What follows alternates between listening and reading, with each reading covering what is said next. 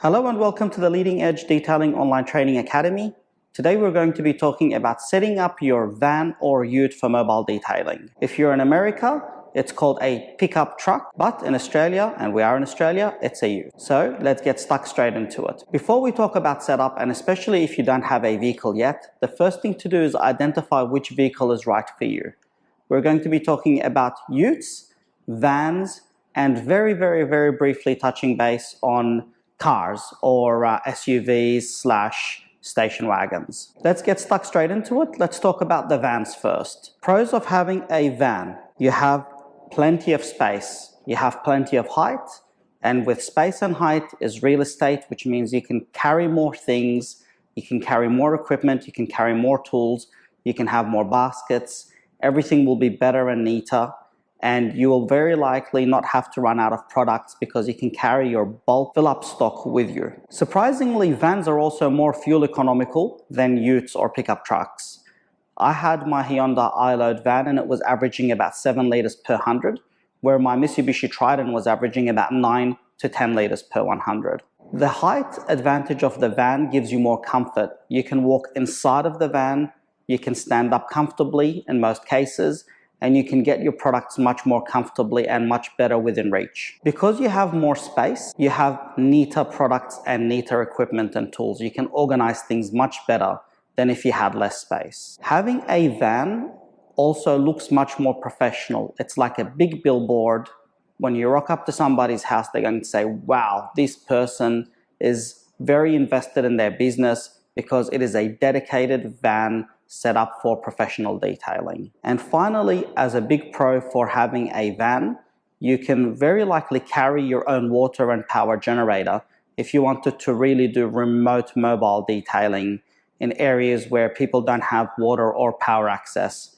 And surprisingly, even in Sydney, I have been asked for that quite frequently. These are the pros for having a van as opposed to a ute or a pickup truck. It does, however, have its cons.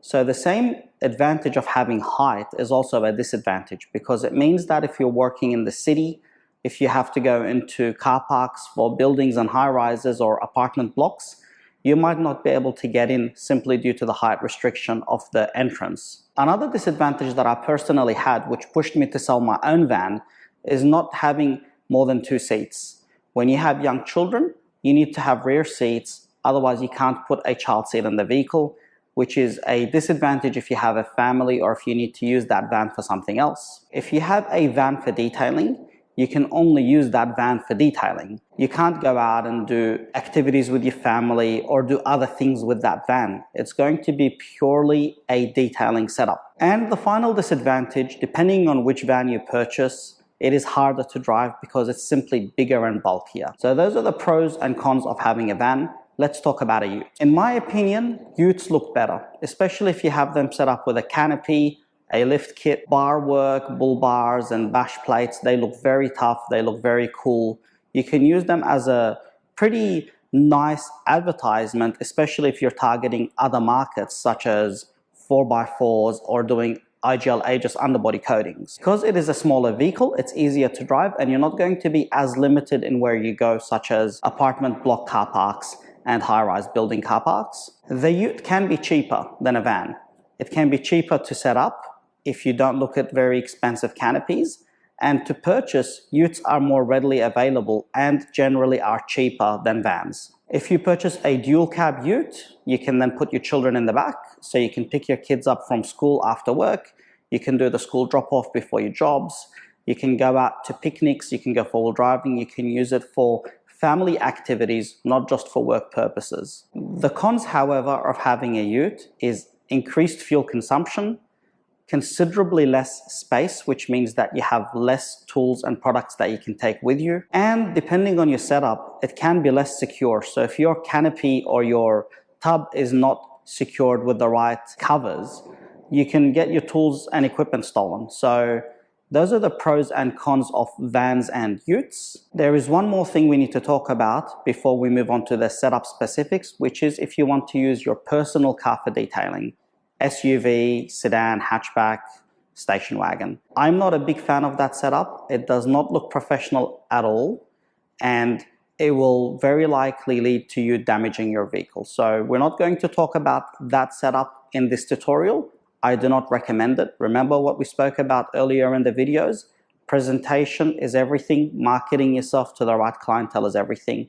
If you show up with a beautifully signed up ute or van that is very well equipped and very neat and tidy, you're going to look premium. If you show up in your dad's AU Ford Falcon, it's not really going to look that good, especially if there's panels and rust everywhere. Let's now look at the next steps for the mobile setups. Very briefly, let's touch on storage ideas. If you have a van, which is what I did, you can go to Bunnings, you can go purchase some baskets from online, you can hang those baskets up on the sides and on the barn doors, and you can then get professional shelving put in and have your tubs nice and neatly organized.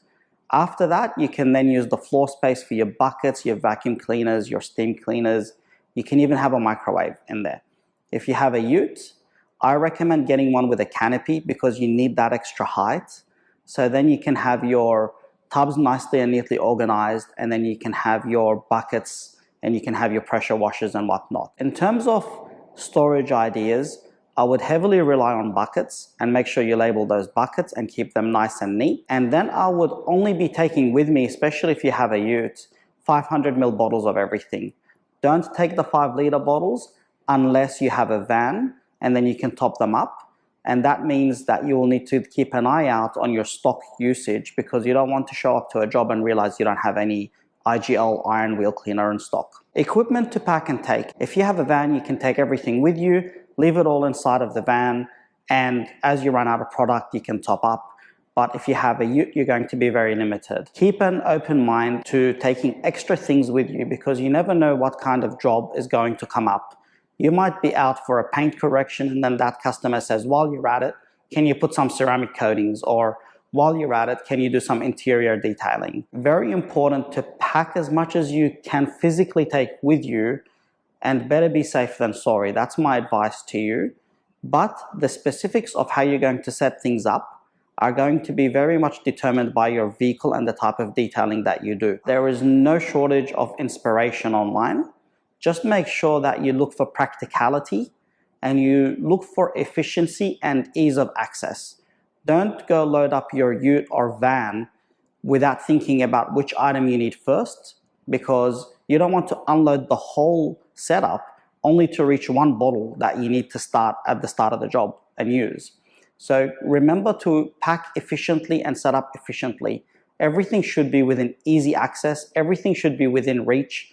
Everything should be clearly labeled and placed neatly with plenty of spares available. There is an issue in Australia, at least, and I imagine everywhere else in the world, where there is high heat, and that's bottles leaking due to simply pressurization. In Australia, once the temperature reaches past 35 degrees Celsius, inside of your vehicle is going to be very hot. And hot air expands, the air inside your bottles will expand, and it will start pushing the product out of the spray trigger. So there are two ways to manage this. The first and best way is to simply crack open the spray trigger to let out some pressure. You do need to be very disciplined because you don't want to forget that you have loosened those spray triggers and then you have product all over you the next time you go to use it. But that's the way I used to manage it. Is when I know it's going to be a hot day or I'm not using the product, I will simply just loosen the cap on the spray trigger, and that will let the pressure out without leaking all over your ute or van. Should you take your own water and your own power generator on board? That really depends on your location and the kind of detailing you want. If you're going to be targeting prestige detailing, you will never have to address that issue of your own water and your own electricity. Customers are always going to have electricity and water nearby, and you will, generally speaking, be going to nice houses or nice workshops to do the work. But if you're doing some detailing out in the countryside, you're going to be going to farms, you're going to be going to places without electricity and water, it is something that you should seriously consider. But before you make that decision, you need to do your research. You need to first see who the competitors are around you and if they have that set up.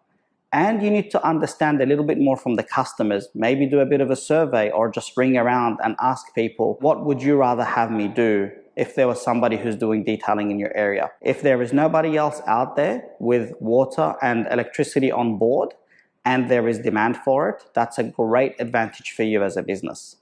But if it's not needed, one, waste your money, and two, take up very important and precious real estate and space that you could use towards having more products and equipment on board. Two more points to cover.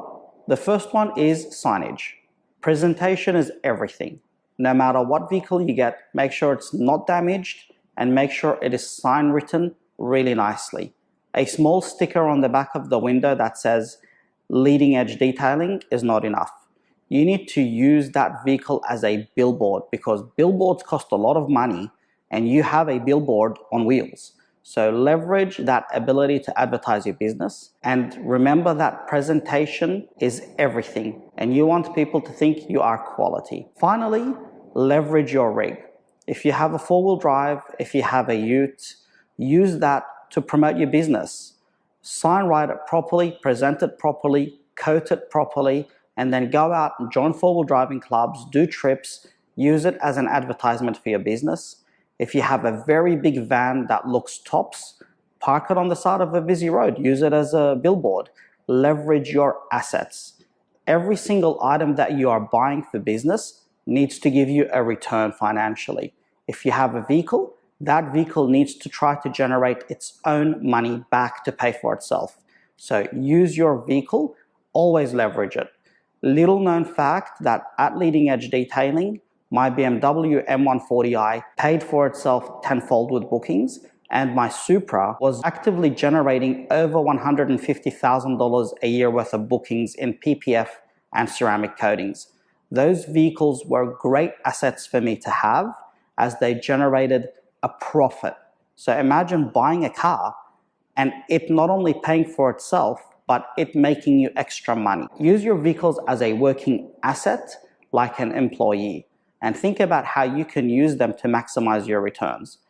But if I'm going to leave you with one thing to take out of this tutorial, is that you need to think about efficiency and workflow when you're loading or setting up your vehicle. Everything needs to be packed in the correct order for you to get it out quickly, and everything needs to be repacked for you easily when you go put it back away at the end of the day. That is precious time you're going to save. Everything needs to be labeled correctly. Everything needs to be stored nice and neatly, because if you're going out for a 2-hour job, you want to make sure that you're in and out of there within 2 hours and 15 minutes to 2.5 hours. You don't want to spend 2 hours unpacking and then packing away and 2 hours actually working. So keep that in mind. Time is money. Keep an eye out on your setup and always think, how can I do things better and smarter? Thank you for watching, and I look forward to the next tutorial with you.